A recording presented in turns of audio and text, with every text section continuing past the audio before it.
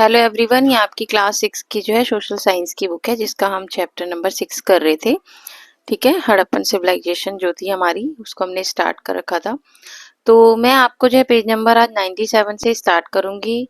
Brisk trade, इससे पहले का मैं आपको सब पढ़ा चुकी हूँ, आप प्लेलिस्ट में जाकर देख सकते हैं। ठीक है, चलिए आज ये इस चैप्टर की लास्ट वीडियो है क्योंकि चैप्टर थोड़ा सा लेंथी था तो इसलिए 3 वीडियोस बनी है इसकी। तो आप इसके एक्सप्लेनेशन जाकर देख सकते हैं। तो चलिए, ब्रिस्क का ट्रेड था जो कि व्यापार किया जाता था वहां पर हड़प्पन्स में व्यापार किस तरीके का किया जाता था। The Harappans were engage in active trade not only with in their own civilization, other cities nearby or far away, but with other civilization and culture within and outside India। अब देखिए हड़प्पन्स में जो है trade कैसे किया जाता था, ना केवल अपने ही शहर में नहीं किया जाता, वहां पर अदर सिटीज के साथ भी जो है व्यापार किया जाता था। दे एक्सपोर्टेड ऑर्नामेंट्स, अब उसमें क्या क्या एक्सपोर्ट किए जाते, क्या क्या आइटम्स एक्सपोर्ट किए जाते, ऑर्नामेंट जेवर वगैरह, टिम्बर्स लकड़ियां वगैरह, some object of daily use, और जो भी ऑब्जेक्ट डेली में यूज किए जाते थे वो सब। पेज नंबर 98 पे बताया गया किस किस चीज का व्यापार किया जाता था। Probably also gold and cotton, golden cotton का भी ट्रेड किया जाता था, and possibly some food items, और कुछ आइटम्स फूड के थे उनका भी एक्सपोर्ट किया जाता था। The most favoured ornament were beads of carnelian. अब देखिए वहां पर जो ऑर्नामेंट्स का सबसे महत्वपूर्ण जो बीट्स था ना, फेवर्ड बीट्स था जो इसका जब से ज्यादा व्यापार किया था वो है कार्नेलियन, जो कि 6.10 पेज नंबर 98 पे दिया है। ठीक है, फिगर में अभी दिखाऊंगी आपको। A reddish semi precious stone found mostly in Gujarat. अब ये स्टोन कहाँ पे मिलता था? गुजरात में। ज्यादा कीमती नहीं होता था लेकिन होता था, तो ये गुजरात में मिलता था।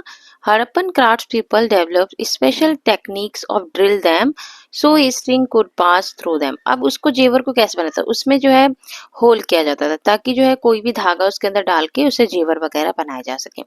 And to decorate them in various ways, और कुछ डेकोरेटिव आइटम्स ही बनाए जाते थे उस स्टोन से। They also worked conch shells into beautiful shell bangles. अब देखिए वो शंख आते हैं ना जो कि सीज वगैरह में, समुद्र वगैरह मिलते, तो उनसे भी जो है बहुत सारे जो है बैंगल्स वगैरह बनाए जाते थे। Which requires sophisticated techniques as shell is a hard material. वो जो है एक हार्ड मटेरियल होता था, इसलिए जो है एक टेक्निक से जो है कुछ जेवर वगैरह बनाए जाते थे उनसे भी। What the happens important in exchange of the exported goods is not so clear. It probably include copper since this metal was not so common back home. अब देखिए Harappan important in exchange of exported goods, ये जो इनका जो export करने का जो काम था ना वो क्लियर नहीं हो पाता था। अब क्लियर नहीं होता था इसलिए जैसे हम कुछ भी एक्सपोर्ट कर रहे थे तो ये नहीं पता रहता था ये वाला कहाँ जाएगा, ये वाला किधर जाएगा माल, तो उसके लिए क्या होता था कुछ स्टैम्प्स ही, मतलब मेटल के कुछ कॉपर के कुछ आइटम बनाए जाते थे और उनको उसके ऊपर लगाया जाता था ताकि ये पता चल जाए कि ये आइटम कहाँ जाना है, ये आइटम किधर जाना है। तो किसका बना होता था उसमें? कॉपर भी इंक्लूड होता था, मेटल भी। उस तरीके के स्टैम्प टाइप के बनाए जाते थे। ठीक है, जो कि पहले यूज किए जाते थे और फिर एक्सपोर्ट करने के लिए उन गुड्स पर वो लगाए जाते थे कि ये माल इधर जाएगा, ये माल इधर जाएगा, ताकि सब चीज क्लियर हो एक्सपोर्ट करने का।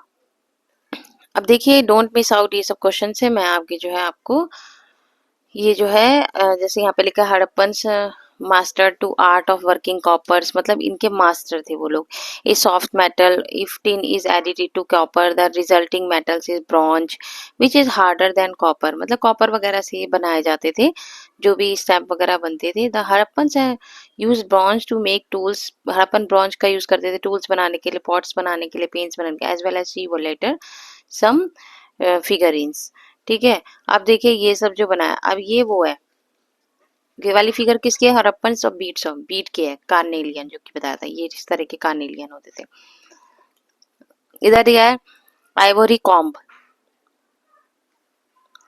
कॉस्ट ऑफ ओमन, ये भी मिला था। ठीक है,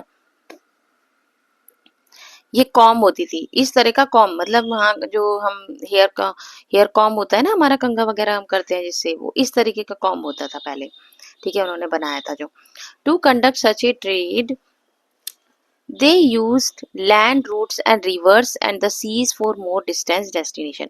अब देखिए ट्रेड करने के लिए वो लैंड रूट्स का तो यूज करते थे और रिवर्स का, नदियों का भी यूज करते थे, मतलब व्यापार करने के लिए सी का भी, समुद्र से जो है आता जाता था माल। This is the first intensive maritime activity in India Indeed, quite a few Harappan settlements are located in the coastal regions of Gujarat and Sindh. अब देखिए coastal regions ज़्यादातर कहाँ से व्यापार होता था? गुजरात और सिंध से, ठीक है। सेटलमेंट सारी वहीं पर लोकेटेड थी। लोथल ए स्मॉल सेटलमेंट, अब लोथल एक ऐसा एरिया जो कि गुजरात में has a surprisingly huge basin measuring, वहाँ का जो बेसिन एरिया था वो कितना था? 270 मीटर्स लेंथ में था और 36 विड्थ थी उसकी। The length is just a little more than of two football grounds के जो है तरह था से ज्यादा था लेंथ वहाँ का। This basin must have been a dockyard, that is a structure used to, अब dockyard क्या है? That is a structure used to receive and send boats to for the transportation of goods.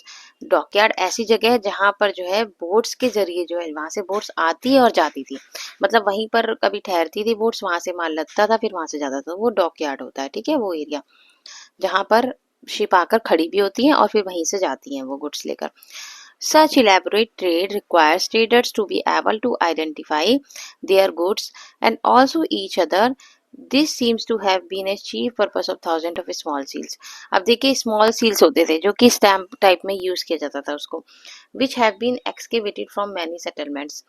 ठीक है, उससे seals की तरह, मतलब seals जो होती थी छोटी छोटी सील्स होती थी जो कि जिसको स्टैम्प की तरह यूज किया जाता था उस पर लगाने के लिए। दिस सील्स, ये है डॉकयार्ड एरिया लोथल गुजरात का, ठीक है, ये डॉकयार्ड एरिया जहाँ पर शिप आती थी, ठीक है।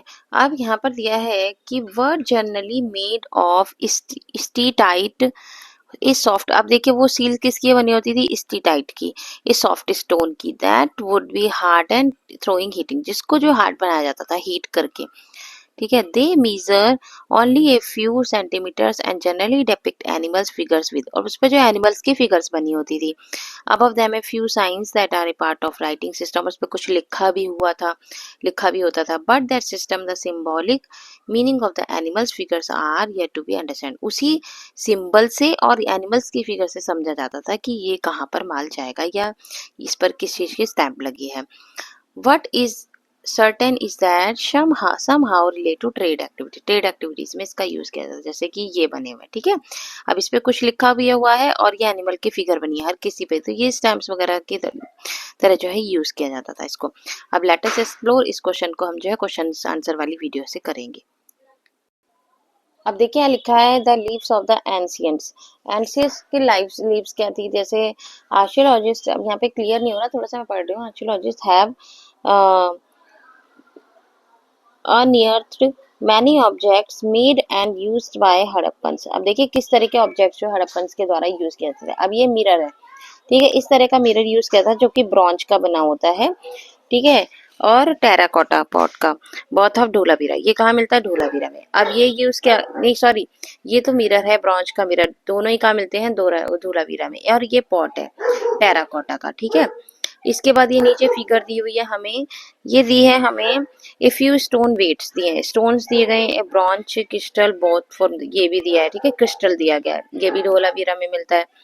अब ये नीचे जो है गेम बोर्ड दिया है, एक तो गेम बोर्ड है और ये विसल है, ठीक है, इस तरह के मतलब टॉयज वगैरह यूज किया जाता है। ये विसल है, सीटी है ये एक तरह की, ठीक है, इसके बारे में नीचे दिया हुआ है, आप पढ़ सकते हैं, ठीक है। अब ये नेक्स्ट पेज पे हमें दिया है कल्चरल एंड सिंबॉलिक ऑब्जेक्ट्स थे, ठीक है। इसमें जो है ये स्टैचू है, ठीक है, of a figure often called priest king, king का है, किसी किंग का स्टैचू है। Known who this figure was a seal showing a swastika, ये स्वस्तिक की फिगर से seal depicting a three faced, ठीक है, थ्री फेस डाइटेड, इसमें फेस वगैरह बना है इसमें। Seated a on a raised platform surrounding by powerful, मतलब ये सब जो है सिंबल्स यूज किए जाते थे। अब ये नीचे है जो है ये डांसिंग गर्ल है, डांसिंग गर्ल की है, और ये फिर a bronze figures from Mohenjodaro, a terracotta figure seated a namaste, अब ये नमस्ते करते हुए टेराकोटा की फिगर है। ये डिजाइन ए पॉट, ये पॉट का डिजाइन है, और ये फिर जो है आपका थर्स्टी क्रो वगैरह की स्टोरी को जो है डिफाइन कर रहा है, ठीक है। ये सब क्वेश्चंस दिए हैं, हम क्वेश्चन आंसर्स वाली वीडियोस में करेंगे। अब चलिए देखते हैं हम आगे क्या दिया है। द एंड और ए न्यू बिगनिंग। अब जो है इसका एंड भी हुआ होगा, जब बिगनिंग हुई है तो एंड भी हुआ होगा, है ना, हड़प्पन्स का। तो कैसे हुआ था? अराउंड 1900, मतलब ये हड़प्पन सिविलाइजेशन जो खत्म कैसे हो गई थी। तो around 1900 BCE this Sindhu Saraswati civilisation despite all its achievements, इनको अचीवमेंट्स तो मिली थी, बिगन टू फॉल अपार्ट, ठीक है। The cities were abandoned by one, लेकिन सिटीज के लोग जो है धीरे धीरे हड़प्पन सिविलाइजेशन को छोड़ते जा रहे थे। If any inhabitants remained they adopted a ruler lifestyle in the changed environment। अगर थोड़े बहुत जो इन लोग रह भी गए थे ना, तो उन्होंने जो है रूलर लाइफ स्टाइल्स को जो है अपना लिया था, अडॉप्ट कर लिया था।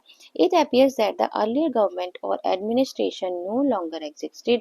अब जो है गवर्नमेंट और एडमिनिस्ट्रेशन भी खत्म हो गई थी वहाँ की, ठीक है, हड़प्पन सिविलाइजेशन की। Gradually the Harappan scattered over hundreds if not thousands of small rural settlements. अब जो है स्कैटर्ड, ये जो है फैली थी कब तक? 100 ईयर्स तक नहीं फैल पाई थी ये, ठीक है, नहीं चल पाई थी। स्मॉल रूरल सेटलमेंट्स हो गया था वहाँ पे, छोटा रूरल सेटलमेंट्स था, ठीक है। अब ये भी थिंक अबाउट इट है, ये भी हम जो है नेक्स्ट वीडियो में करेंगे। What cause this decline? अब डिक्लाइन का मतलब क्यों डिक्लाइन हुआ, लोगों ने क्यों छोड़ दिया हड़प्पन सिविलाइजेशन को? तो archaeologists have proposed many factors. आर्कियोलॉजिकल्स जो उन्होंने बहुत सारे इसके फैक्टर्स बताए हैं। Long back it was thought that warfare और invention may have destroyed the cities, but there is no trace of warfare or invention। अब देखिए कुछ इन्वेंशन हुई होगी, मतलब कि लड़ाई झगड़े हुए होंगे तो शायद इससे डिस्ट्रॉय होगी, तो ऐसा नहीं, कोई लड़ाई झगड़ा हुआ ही नहीं था, ठीक है। Indeed the Harappans do not seem to have kept any army और वेपन्स ऑफ वॉर। तब जो है ना तो कोई हथियार थे और ना ही कोई आर्मी थी, ठीक है, लड़ने के लिए, तो कोई लड़ाई झगड़े भी नहीं हुए थे। As far as the evidence goes it seems to have been a relatively peaceful civilisation. क्योंकि हमें पता है कि हड़प्पन सिविलाइजेशन, जो कि हमने शुरुआत में एक और था एक जिसमें हमने पढ़ा था कि हड़प्पन सिविलाइजेशन तो एक पीसफुल था, मतलब वहाँ पे बहुत ही शांति थी।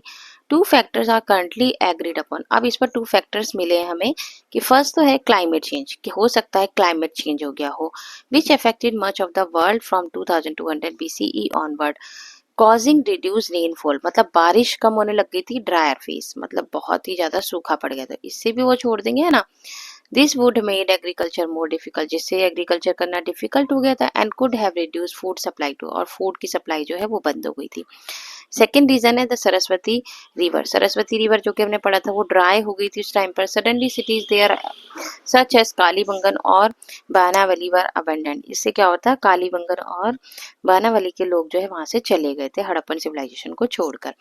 There could have been other factors, और कुछ फैक्टर्स हैं, but these two remind us of how much, लेकिन हमने दो ही बताए हैं। वी डिपेंड ऑन क्लाइमेट, एक तो क्लाइमेट और एनवायरमेंट ऑफ अवर वेलबींग, जो भी है, ठीक है। ऑल दो सिटीज डिसअपियर्ड, सारी सिटीज जो डिसअपियर्ड हो गई, एकदम से खत्म हो गई। Much of Harappan culture and technology survived and was passed on to the next phase of Indian civilisation में बदल गई, which we will explore in a future chapter, जिसको हम फ्यूचर के चैप्टर में एक्सप्लोर करेंगे। अब चलिए इस चैप्टर का जो है थोड़ा रिमाइंड कर लेते हैं क्या क्या दिया है, चैप्टर खत्म हो रहा है। The Indus Harappan and Sindhu Saraswati civilisation is one of the oldest of the world, सबसे पुरानी सिविलाइजेशन है। Its inhabitants the Harappans created planned cities and efficient water management भी किया था उन्होंने, डाइवर्स क्राफ्ट भी किए थे और रिस्क ट्रेड भी किया, ट्रेड जो कि हम पढ़ चुके हैं। A productive agriculture bought a variety of crops to the cities, कई तरह की वेराइटी ऑफ क्रॉप्स आए जी के एग्रीकल्चर करने से। द सिविलाइजेशन इवेंचुअली डिक्लाइन कैसे हुई, प्रोबेबली बिकॉज ऑफ क्लाइमेट की वजह से, एनवायरमेंट चेंज की वजह से, और पीपल लोग जो है रिटर्न हो गए, रूरल लाइफ स्टाइल में बदल गए, वो गाँव के एरिया में बदल गए, ठीक है, धीरे धीरे। तो आज के लिए इतना ही। नेक्स्ट वीडियो में इसके क्वेश्चन आंसर की वीडियो लेकर आऊंगी मैं। तो अगर आपको मेरी वीडियो अच्छी लगी तो इसे लाइक कीजिए, शेयर कीजिए, मेरे चैनल को सब्सक्राइब कीजिए। तब तक के लिए tata bye bye, take care.